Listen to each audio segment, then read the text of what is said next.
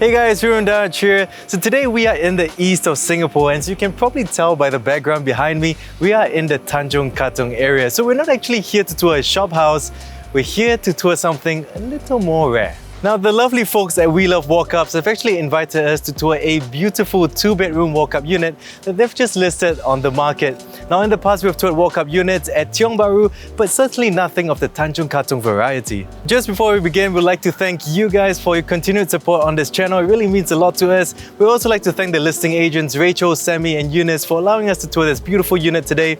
If you guys are ready, let's get this show on the road. We have a curated selection of products from over 30 local and overseas brands. Discover the best of what's out there all in one place. Head over to the Stack store now and refresh your home.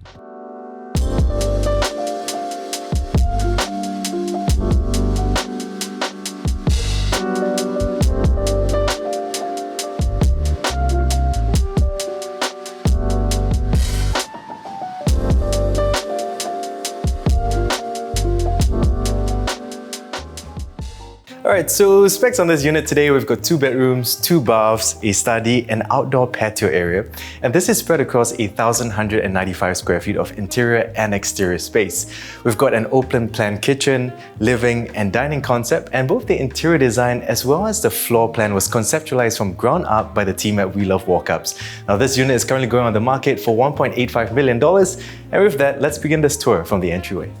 So right off the bat, it suddenly feels quite spacious for a 2-bedroom unit, and that's because it's finished in a dumbbell layout. So you've got bedrooms on either end, tons of communal space in the middle.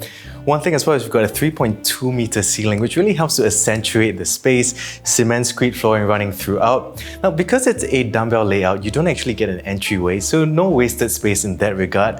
However, you do have enough space here for a 3-panel rattan cabinet, a nice wall-hung mirror as well. Now, one thing that I appreciate about the design of this home is the exposed black piping, which gives this raw, rugged, but at the same time modern look, complemented with the cement screed flooring. So as you get through the home, you'll notice this bit of contrast, the black and white that flows through this unit. So since we're at the kitchen, let's talk a little bit about this space. Now, the builders opted to go with an open plan layout, essentially to maximize the space here to reduce the claustrophobia.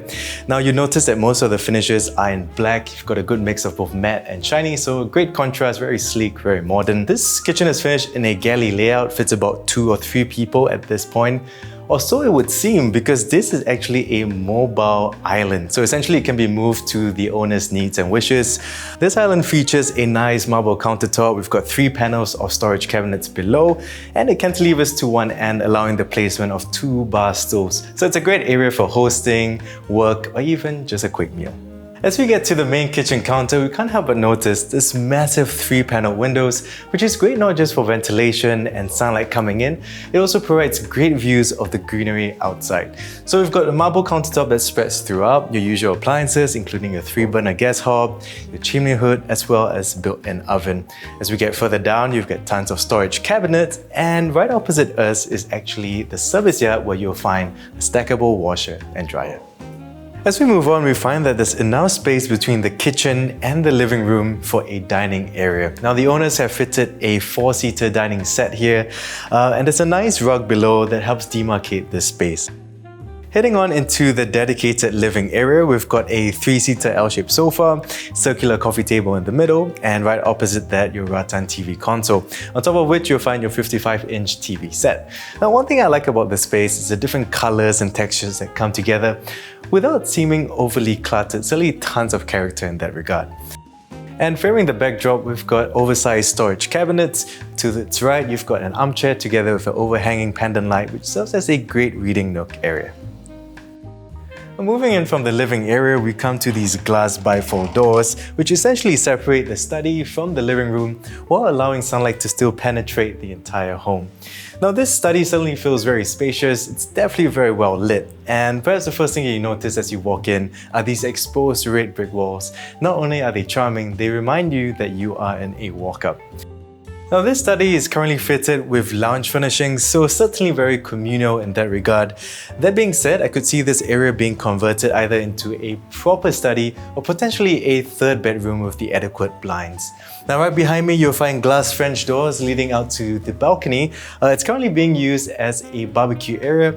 I could see an alfresco set fitting in there. And that said, let's head into the bedrooms.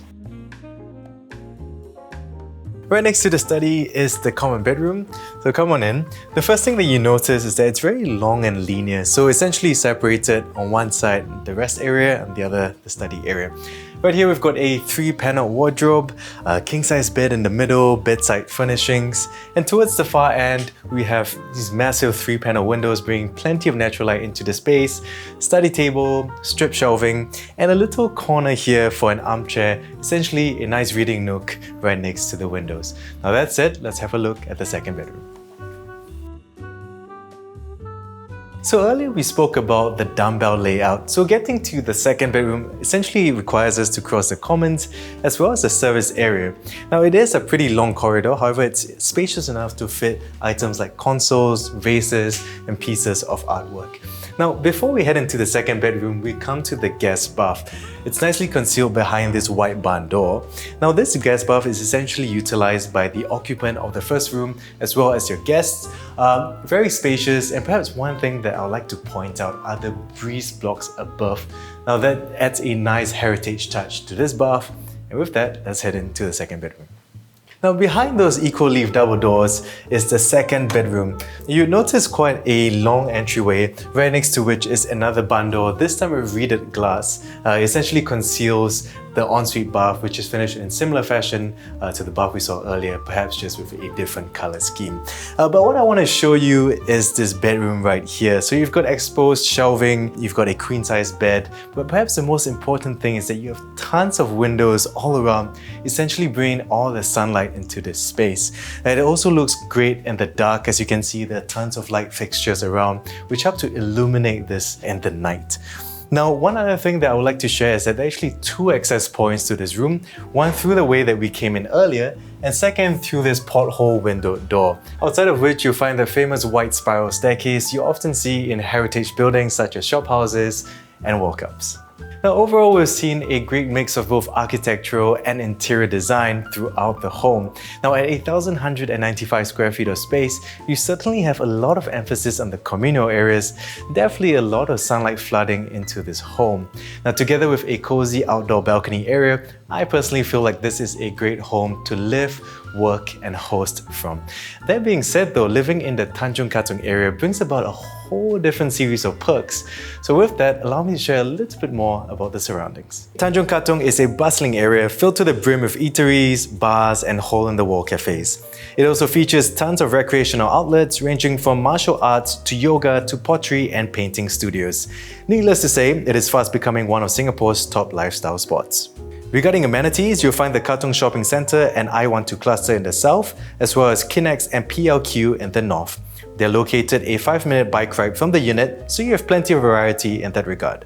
Lifestyle and recreation is also at the pinnacle for those who stay in the area. Residents will find numerous lifestyle studios, hobby stores and dining options lining both the Tanjong Katong and Joo Chiat Road stretches.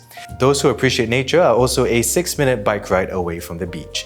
Coincidentally, the road that takes you straight down to East Coast Park leads you to the Coastal Playgrove, a massive waterfront slide park great for both adults and kids. Regarding public transport, you'll find the closest bus stop less than 2 minutes walk from the unit, with tons of buses plying the route both to and from the city. As for train commuters, you'll find Dakota MRT Station a 13-minute walk or 4-minute cycle from the unit. As for those who drive, the ECP on-ramp leading to the city is a mere 2-minute drive away, while the PIE on-ramp is a little further up north at 8 minutes drive away. Finally, for parents with little kids, you'll find Tanjong Katong Primary School within a 1-kilometer radius from the home. And so that officially wraps up the tour for today. Thank you so much for staying through to the end. Now, if you'd like to find out more information about the unit, you can find that in the description box below. As always, if you enjoyed the video, do consider giving us a like, subscribing, leaving a comment down below, and turning on that notification bell.